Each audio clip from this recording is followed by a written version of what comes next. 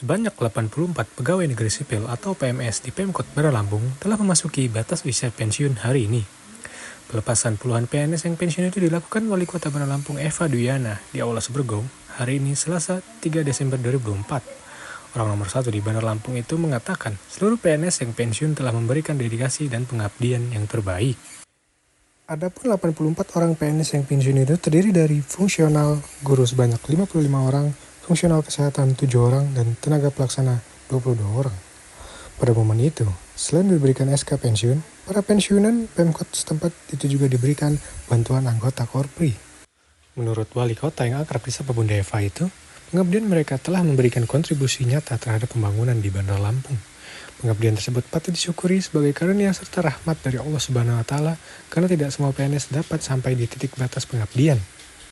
Kendati sudah tidak lagi bekerja, Bunda Eva berharap pensiunan PNS bisa terus mengembangkan komunikasi yang baik ke semua pegawai.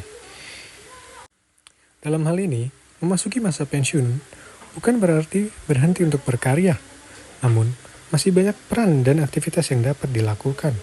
Maka dari itu, Bunda Eva meminta agar seluruh PNS yang masih aktif bekerja bisa mencontoh dedikasi dan pengabdian untuk kemajuan di Bandar Lampung.